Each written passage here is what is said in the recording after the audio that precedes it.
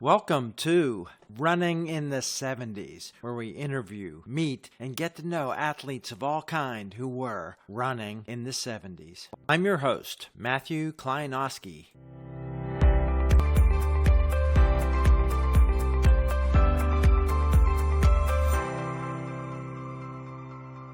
Today we're in Florida with an originally Ohio runner, an Ohio schoolboy champ, Ohio State, multiple-time All-American, Big Ten champion and record holder. Some of those records may still exist. Some of them may have been retired. AAU Junior champion at one point on the list. Only name ahead of him was Jim Ryan. He eventually ran a mile faster than the famous 3:51.1 American record that Ryan had set earlier. And today, when we watch races, of course, there's often pacers that start out in lane 8 or 9 and zoom to the front. We called them rabbits back in the day, and our guest today helped Seb Coe set 2 world mile records as a pacer. If his name means only one thing to you, perhaps it's a race in Oslo where he did some famous work as a pacer. So we'll get to all that. Welcome on the podcast today, Tom Byers. Hi, Tom. Hey, Matthew, thank you very much. What an introduction. Yeah. Let's tell people your origin story, how you got into competitive sports and running as a kid. As a kid in middle school, you try out for different sports, and I just wasn't very good with sports that had a ball. So baseball, football, basketball. So I started running in middle school, then went to high school, tried out for the football team. And the coach said, I don't think you're going to make it, but they all made us run a 1.5 mile time trial. And I lapped everybody, and the cross country coach happened to be there. And he goes, Tom, you ought to drop football and take up running. I think, not only can you letter your freshman or your first sophomore year, but I also think that you can get some notoriety at the school and people will know who you are rather than being a bench warmer. So I took up running. How did you do in cross country? I don't really think about your high school cross country career. I won the city championships in the city of Columbus, Ohio, and made it to the state. Didn't do that well. Back in cross country days, unlike many of the runners nowadays, we'd run to the park and maybe throw the football and do some sprints and then run back to the school. So we really didn't train much, maybe 20, 25 miles a week. And if you can call it training, but I kept reading things that said, don't burn yourself out as a high schooler if you want to run later on in life, and made sense to me. So I ran cross country. Not very well, but did okay. You had more success in track in high school, right? Yes. At one time, I held 11 school records at our high school, which has now been closed since, I think, 1976. But no, I had a lot of success, and it's just, that's what started it. As I was running, some of the college coaches took notice, and right in my local hometown, the coach at Ohio State, he said, we'd like for you to join the team. Some of the guys that I ran against in the city and district meets and the state meets already went to Ohio State, and it felt comfortable. And so it's like, I'll stay home and go to Ohio State. Now, how did that transition work then? From a high school successful athlete, and did you get a full scholarship? Yes, got a full scholarship. Okay. What I ended up doing with this full scholarship is we needed to recruit some other individuals. At that time, especially at Ohio State, when the focus is football, we had very limited number of scholarships. So I told the coach, I said, look, I don't need a full ride because I can live at home. And so we gave a partial scholarship to another kid that really needed it, that complemented the team, and we had a stronger team. I'm not going to say because of that, but it was the right thing to do. What was the coaching like? What was the transition there from 25 miles a week and probably more serious attitude of all the teammates? And what was your training like? Because quickly you had big success in Ohio State, from indoor, outdoor, everything. How did all that go? Well, what happened is I ran not a great time in high school, 4:18.1 for the mile. Nowadays, I couldn't even walk on a high school team with that kind of time. But we went from about 25 miles a week to, I was training between 120 and 140 miles a week. at college. So, and I had a lot of speed work. I used to run the 4x4, the open 400, even the 200. And I was thinking either I'm going to really get injured and end my career, or I might do some good things. I ended up running between my senior year of 418 and my freshman year. I ran 3:37.5, which equated to a 3:54 mile at the time. And I don't know about records nowadays and don't really care that much about it because that was in the past. But at the time, they said that was the biggest drop in 1 year for a runner to go from 418 to 3:54. That's unbelievable. Crazy. Wasn't the AAU meet, the juniors? No, the junior meet, I think it was like 3:40, 3:39, somewhere around there. It was a meet over in Europe where I did not win, but I was pulled around to a very fast time for that time. Okay. 120, 140 miles a week is maybe normal for the distance run. A lot of teams, my colleges run a 110. But for a miler, that is an enormous amount of miles to run. Yeah, that was the era of the long, slow distance, LSD, with Frank Shorter and all the guys talking about it. So it was just, it felt right. I trained with a lot of the distance runners. And even post collegiate, when I was running with Athletics West and training with Albert Salazar and the Oregon team and the Athletic West team, we were still running massive miles like that, 120, 140 miles. We would train together all fall and early winter, and then we would start spreading out and splitting up, and they would stay on the strength distance size, and I would go back to the strength French side, speed side. Right. So there's a few runners that have had quality runners that had a year with a giant improvement. Steve Scott was a very successful runner, but then zoomed up. Dave Waddle, 1 year, maybe freshman to sophomore, his mile time just plummeted. And he said, "Oh, wow, I am on a new level here." Did that happen for you? And when you ran that spectacular 1500, what was your outlook of what was possible for you? And who were you looking at in the papers and on the TV reports and on the running reports to look at, say, oh, maybe I'm going to chase those guys? I was 19 at the time, probably a little squirrely, as a lot of freshman runners are. And I really didn't think that much about it. Looking back retrospectively, I would say it probably was a little bit too easy because you run a fast time. I ran many fast times that year, multiple times under 3:40. And you're a freshman, you have the school record now, you win the Big Ten, and then it's, oh, I can keep this up and exponentially keep getting better. And it didn't work out that way. And in fact, what I tried to do is come home from Europe because I spent the summer in Europe and actually got to train. And Steve Prefontaine took me on like a big brother for a couple months over there. I came back and it was time for cross country. So I didn't take a break and went immediately into cross country and set in and didn't do as well as I wanted to when I came back. That's an interesting part of your story, I think. When talking about going to Europe and your relationship with Pre, how did that come about? Who funded that and how did that all work? And who else was there? I was part of the AAU team. The national governing body of track and field at the time would fund everything.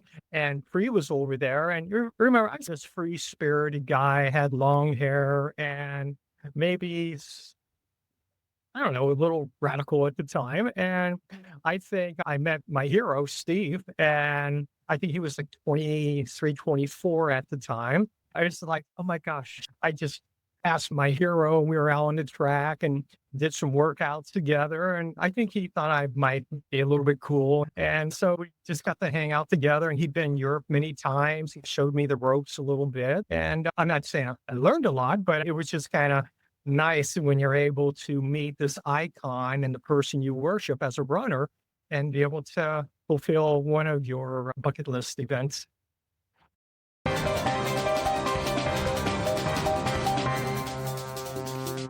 looking through your career, there aren't too many names that you didn't beat to the finish line one time or another.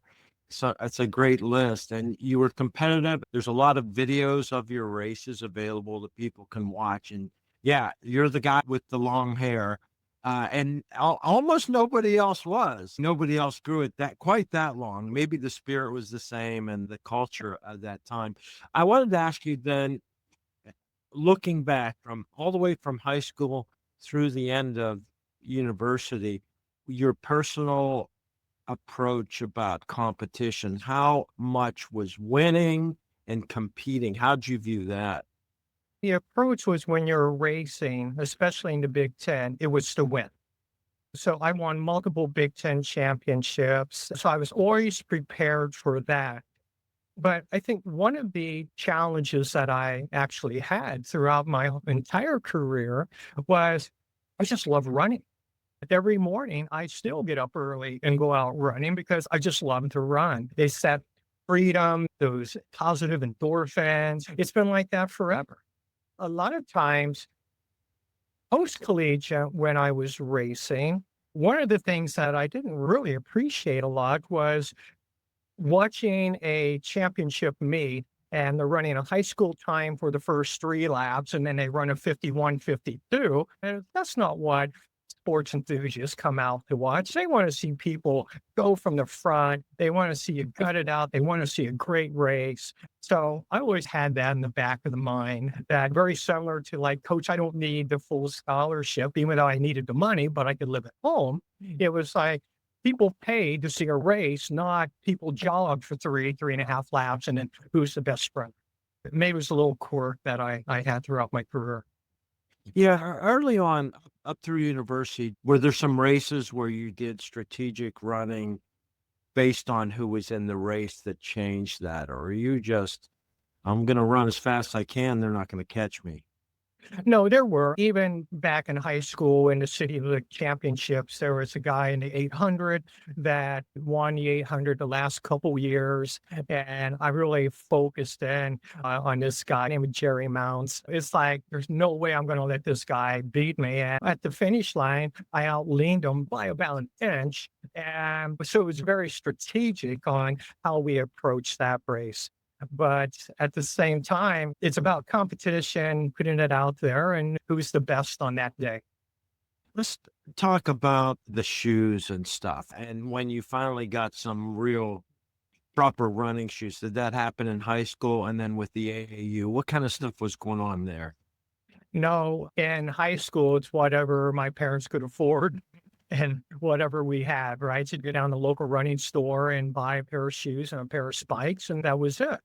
In college, they gave you a couple pair of shoes and said, here's, these got to last for the whole cross country season. So take care of them. And after my freshman season during the summer, before I went to Europe, I was approached by a shoe company and they gave me a bunch of shoes and some track suits and that. And I thought, oh, this is really nice. I wore those shoes. And ever since after that, I was able to wear shoes that were sponsored by a shoe company. There was no money in the game at the time, but at least it saved me money on having to go out and buy a pair of shoes. And I could always have, at that time, the most advanced technology in the shoes so I could compete on a level playing field with everybody else. I wanted to ask you, when you were in Europe with Prefontaine, did you guys ever get into discussions of the future and money? He was a big proponent and big player in pushing for getting athletes' ability to take funds. Did that come up in your discussion, or when did that come up for you? Before Athletics West, and how all that happened? Yeah, that was before Athletics West. Specifically, to answer your question, Pre didn't address that with me. He probably just saw me as some 19-year-old kid that needed a little direction over in Europe on how to travel to track meets and stuff. I think the first time that came up was back, oh geez, this is still pre-Athletics West when I was competing.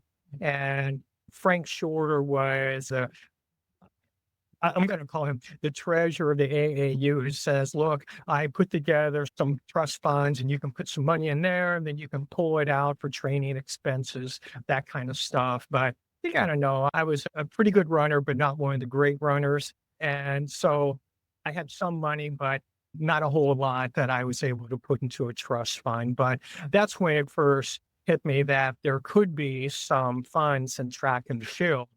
But again, that wasn't why I pursued it, because I just wanted to compete against the best and actually try to win some races.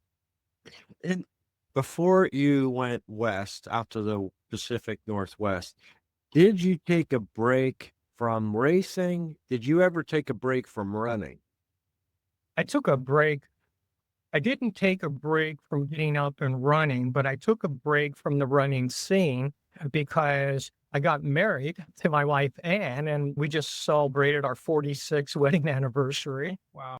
And even back in the old days in Athletics West in the 80s, she was with me then. We got married in Columbus, and I had to get a real job. I have a family now, wanting to buy a house and all that. So I was an office manager for a farmers co-op called Landmark. I was training in the morning, sometime early, sometimes in the late afternoon or early evening, because I wouldn't get home until 6:30 from the office. So we did that for about, gosh, it was almost 3 years. And then one day I got a call from Athletics West, and he said, hey, we remember when, I was like, uh-oh, where's this going? Can we remember when you were running pretty fast at Ohio State? And we think if you're in a controlled environment with other athletes and not having to worry about working full time, you would be able to maybe try running again. And they gave me 2 weeks to make up my mind. So 2 days before the 2 weeks expired, I told Ann, I said, I had this funny call a couple of weeks ago, and they said, I don't quit my job and come out to Eugene, Oregon and train with the Athletics West team. And she goes, well, how much time we had to make up our minds? So I got to let them know in 2 days. She said, you want to tell them yes, aren't you? And I said, well, I don't know.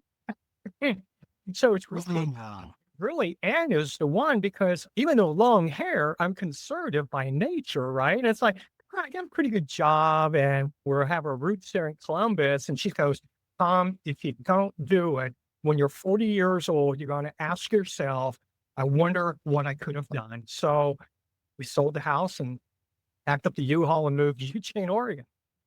That's fantastic. I didn't realize, yeah, your identity was then not, I'm going to be the top of the elite runners. And they saw it, and that's fantastic. I didn't know Nike had done that with anybody else. Said, let's dig this guy up from a couple years ago. That's fantastic. In fact, it was Dick Quack, who was the Athletics West, the great runner from New Zealand.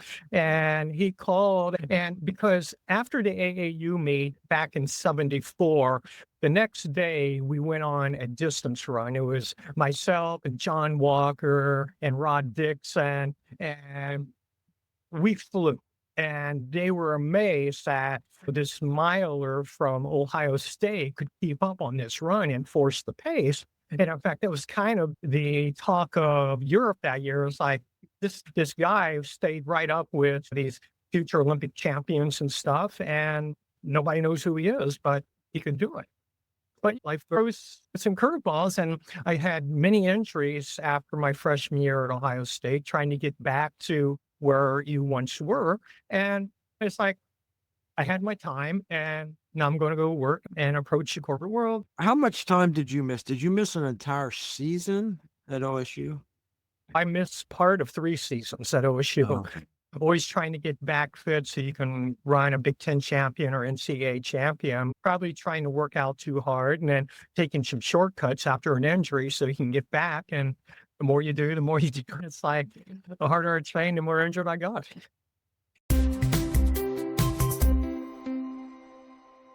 You have a good self-awareness and a memory of these things. Reading articles from various people, there's a lot of people's different impressions of you, and there's quotes. Some people call you craziest guy. Some people have called you the most physically gifted person they ever trained with. How did things change for you when you met Bowerman and went west?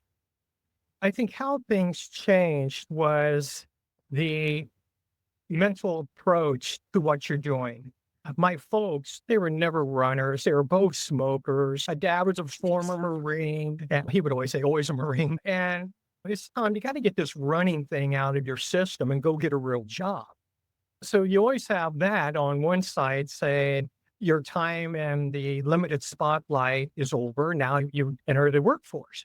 I tell people, even today, when they talk about some of my running achievements, and I was inducted into the Ohio State School Athletic Hall of Fame, and I think I still hold the track record 50 years later. And I always say that plus $3 still gets me a Coca-Cola. But guys, thank you for recognizing. I just happened to put one foot in front of the other fairly quick back years ago.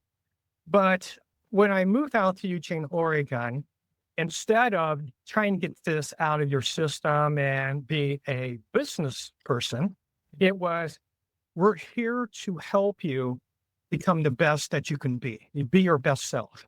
And I got to train with the Athletic West coach, and it went okay, but I met Bill Dellinger and the Oregon guys in Bowerman, and all of a sudden, I found my spot. I found my people. I want to be part of this. And Bill Bowerman made some shoes for me, but Coach Bill Dellinger, he was the best thing that happened to me in my life, except for meeting and marrying my wife, because that's what he was focused on. And he knew exactly what we needed when we needed it, and actually brought the sports imagery and mental toughness to the training, because you're training now with a purpose.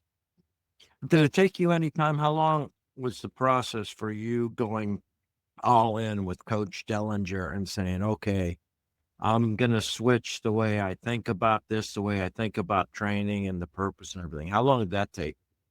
Well, we moved out, I think it was October of that year, and I was on the European tour running PRs that next summer, so didn't take long.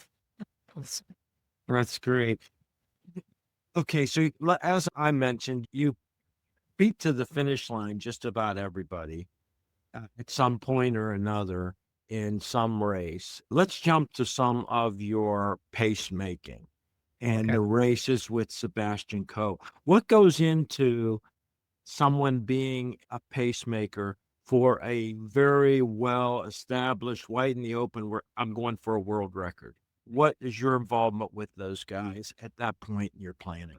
Well, did you know a Dave Martin from Georgia State University? The name, I don't know him. Yeah. Ice physiologist, PhD. He had a lab, and that was back in the early mid 70s, where people like Nick Rose and myself and others would go down to his lab, and we're like human guinea pigs, max VO2, muscle biopsies, all that kind of stuff. Unbeknownst to a lot of people, he worked with Dwight Stones in the high jump. He also worked with Sebastian and Peter Coe. What happened is, when Sebastian Coe was looking for a pace setter to help him through the first 1,000 meters of the race, his dad, Peter, and Sebastian were speaking with Dave Martin, and Dave got a hold of me, and I don't know if he talked to me first and said, hey, there's this guy who has really good efficiency, and I think he would be a good pace setter for him. So when we're over in Europe, I got to meet Sebastian, and we said, hey, this could be kind of cool. I go to altitude and train with him for, I think it was 2 or 3 weeks. And he was running behind me, getting the feel and being comfortable. And here I am. I remember when I was a corporate risk manager sitting on a couch watching all of these guys run these records. And now I'm going to be on the track with the same Sebastian Coe, helping him achieve the world. And it was something couldn't turn down. Well, it's interesting over time, the way pacers work. For a while, I think they were illegal. And then when you were doing it, you started in lane 1. And one time you got caught a little bit, got boxed and had to really zoom out. Now pacers are labeled pacer. Yeah. But you were just with your number and you were in the race and it was known what you were doing. And you had to finish the race back then. So even if you jogged through a 4:10 or 4:12 after you set the pace, it was, I don't know if it was illegal to drop out, but it was frowned upon. So you finished the race. I talked with Ruth Wysocki. She did pacemaking where she Mm. was invited and compensated. Were you compensated besides travel and appearance to do the pacemaking for those kind of races? I don't believe so. I can't really remember, but I don't believe so for Sebastian Coe. That was more out of admiration and wanting to help somebody who seemed like a good steward of track and field. In Oslo, at that one, I was compensated. So when I won that race, Well, let's talk about that because maybe it's one of those things where it happened and that's probably the first thing people want to talk to you about. But I do want to talk about because it's just great. I'll put the link up to the race so people can watch it. And the announcing of the race is fun to watch. And I'll just say the one story I heard is Steve Ovett said they were calling out your splits to him. So he thought he was on a good pace. And he said, he's not going to keep that up if I'm running these splits. And that's what he claimed. But let's hear, what was that race like for you? And when did things change from being a pace setter to what happened? okay, to set the stage a little bit, before the race, the meet promoter contacted Pete Peterson because he helped a lot of the Athletic West team members and stuff. And he said, I just came off the championships and had a little bit of an injury, but was training well. And he goes, sure, I'm gonna do it. And after he talked to me, I said, sure, Pete, that's fine. I'd love to.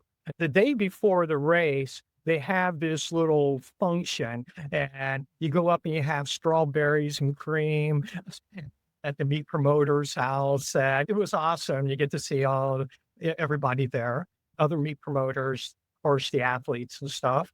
I went up to the meat promoter. He goes, hey, I'm glad you're going to be pacing Steve Ovett for his world record attempt. And it's, yeah, I'm flattered to be asked. I said, one thing, I'm not dropping out. And he goes, laughed and said, oh, sure, we wouldn't expect you to. That's fine. Because, I was pretty fit at that time, probably the fittest I've been, but nobody else knew that. At the end of the day, they could have blown me away if they ran a 3:32 because I couldn't run that fast. So that's how it all started. We start the race and I go out to the lead like I was supposed to, and I set the pace just like I was supposed to. And that's what I've always heard is that the rest of the group, Steve Ovett and everybody else, thought that my splits were their splits and they thought I was running this insane pace. But where it really doesn't make a lot of sense to me is for as many races and repeats that all these world-class runners do, the difference between 55 and 60. I still know that difference today when I'm out running. You get caught up in things, and I think that's fine if that's what happened. They let me get away, and I was running the pace I was asked to run. Looking at the video, there's a lot of camera work. You can see things. Do you remember when did you start looking over your shoulder and thinking, what is going on? How far? It was 40 yards, 70 yards. Eventually 9 seconds. Yeah, you always glance over a little bit, but I was more focused on you got to hit 55 point, 55 point. And so it's like I was more focused on that. But then when I got to 1,000-meter point, I'm looking as wait a minute, where is everybody? And I glance like this, I couldn't see anybody. So then you come around the rest of the lap and you have one lap to go. I heard the crowd and everybody. And I think at that time I actually had 8 or 9 seconds on the field. And that's when I started thinking, I might be able to win this thing. But then with 200 meters to go, the bear jumps on your back and the legs get heavy and it's, oh no, here it goes. But then with 100 meters to go, I could feel everybody coming on. You know how you just get that second breath and you dig down and say, look, I've tried too hard. All the training I've done, I can muster out 100 meters. It's like the horse knowing the barn, right? I started sprinting again because it's like, nobody's going to take this away from me today. Maybe tomorrow, but not today. Yeah. And that was interesting. The announcer on the very available video, maybe the official broadcast of it, he said, Byers is going to win this and he deserves it. How'd the other runners feel? What was the discussion after the race? The first was a shock and disbelief. And then second of all, yeah, you hear the talk is, oh, we were giving his splits. Then they make, and I'm not necessarily not excuses, but it's we were giving his splits. And then there's this guy, I think over in Europe, who did a documentary about me that I didn't know about. And they interviewed Steve Obed, and he goes, oh yeah, this Byers guy goes, yeah, I was sick that day and I was this and I was that. And at the end of the day, you ran the wrong splits. I understand that you could have been sick, which is also fine. But at the end of the day, just for many people in the world, and even to myself, it was a fluke. Rabbits don't win races. It happened this one time. So, Yeah. and it was a memorable point for me in my life. And in fact, it actually helped me post athletics because a lot of people saw that race. So even in my work career, people would always say, remember seeing that race of you in Oslo, the Dream Mile. So it brought a lot of notoriety, which was a good thing.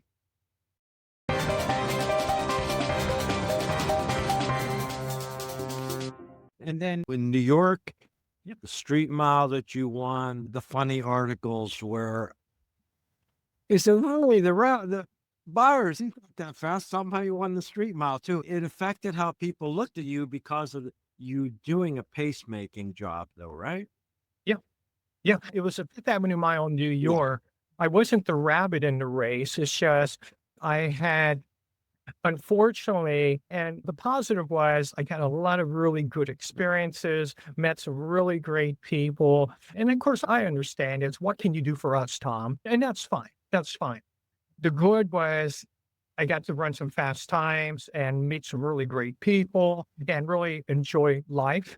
The bad was you got this label on you, and it was hard to shake that label after I only paced set of 3 races in my life, and all 3 set world records. So it's guys to rabbit. But in the Fifth Avenue Mile, I was competing against everybody. Sydney Marie won it the first year. I won it the second year. But even when I won that race, there were some of the bigger name runners that, oh, I stepped in a pothole or I did this or I did that because there's no way Byers should have beat me. And it's just, I showed up on that day and it was the best version of myself that I could be that day. And I just happened to win. That's great. I guess this is personal. We can talk about it or not. But some of the people you mentioned have recently passed on. I think Peterson, Dellinger. And what do you think about those guys? Those in particular, you mentioned them, how important they were to you personally, but the whole running world's reeling from recent passing of these legendary guys. Yeah, from my perspective, and we all look through a different lens, Matthew. And just like my uncle, who was born in the 20s and fought in the wars, World War I, World War II. And it was like these guys, they were military, they grew up in the greatest period. They're called the greatest generation of all time. I think I was very fortunate in life because when you talk about the Pete Petersons and the Bill Dillingers, that's when there were people that were in the sport for the love of sport. And I know money is important. I've worked a whole life, so you have to work to have funds to live with. But I think they were from the greatest generation of track and field. The old mainstays that came out of the 50s and 60s for the love of the sport, wanting to develop people to the best of their abilities. And it's just through the passage of time and now with their passing, I just, yes, it's a natural progression of life, but I think it leaves a significant void because I thought they were the pillars of the track and field community and helping it build it to where it is today. Yeah, I certainly agree as a fan. And that's why labeled this podcast and targeted people that came into the 70s or exited the 70s through the 70s. I agree with you. There is that shared thing of anybody who competed then, looking at that whole world of wonder and awe and respect for a lot of people in these different roles. And the boom of running clubs that supported the development of the sport. There's so much stuff going on there. What about your professional career? What did you study at Ohio State? And how do you think being a runner affected you as a businessman? At Ohio State, I studied marketing and economics because I come from the school that I don't care how much you know about the economy and finance. If you can't market it and market yourself, contrary to what a lot of people said in the track world about me, maybe being immature, or I think somebody said crazy in a book or something like that. But actually took school fairly seriously. So I had a good educational background. Then I went into competition, and it taught you to focus in the here and the now, in the moment, and being able really to have the discipline that's necessary to achieve excellence at a certain degree. So when I went into the business world, not only do you take your academics along with you, but you take that same determination, that grit, that desire, that commitment, and you apply that into your business world. I've had a wonderful career. And in fact, we just moved to Florida. We own a home down here, but we just moved here this year full time. Prior to that, my wife and I moved from Dublin, Ohio to New York City. I went to New York City, found private equity to back a company, and I was the founder and CEO of a whiteboard startup health system where we grew to 13 different health facilities that we treated 1.5 million patients. We were the number one ranked entity in all of New York City, grew it to 30 million. Also, I was able to do all of this with being mission based to help those who are underserved communities, primarily in federally designated primary care shortage areas, and got to really live the American dream of starting and running a company and serving those who were less fortunate than us. It was the ride of a lifetime, and that ended in December. So now I'm sitting in my office here in Lauderdale by the Sea, Florida, and I started a new company. I'm getting it off the ground now. It's always that push for excellence. If you're going to do it. If you make a commitment, keep your commitment. And this is what I do. But athletics played a big part in that.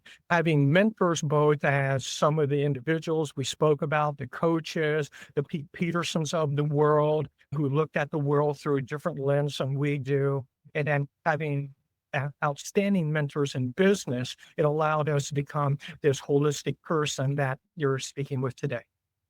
Yeah, that's great. On behalf of mankind, thanks for everything you've done. That's fantastic. I worked in development a lot overseas, just as a consultant and a kind of a data and technology guy. And certainly in my roles, I'd get thrown in and say, I really don't know anything about what you do. So there was a learning curve to know what the subject matter was. Why healthcare, and how hard was that to get into that industry? I think why healthcare is I'd spent many years in occupational health. I've had family members that have had healthcare struggles. In fact, my sister has not been in the best health for the last few years.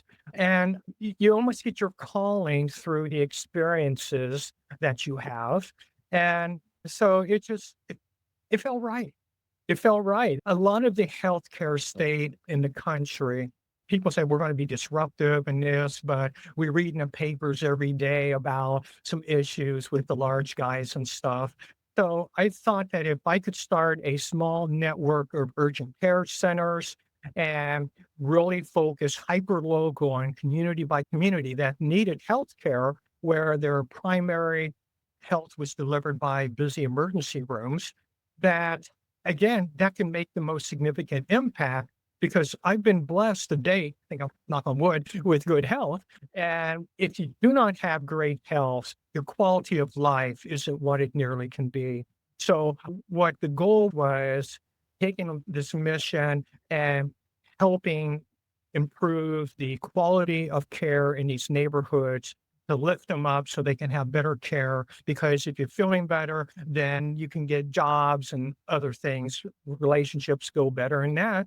And going back to that initial philosophy when I was a squirrely kid, when I was 18, saying you can give part of my scholarship away, it was the right thing to do.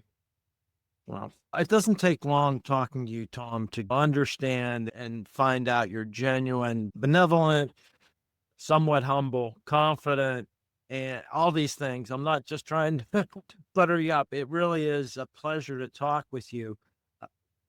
And you have all these accomplishments. You put them in perspective of what they were and how important they were to you. What about trophy room? Do you have or look at the old stuff? It's funny you say that. When I won the Oslo Mile, the Dream Mile, Steve Ovett had ordered the trophy that he wanted. So it's sitting in a sideboard in our dining room, a little case like this, but you can see it there, which can be every once in a while a conversation piece.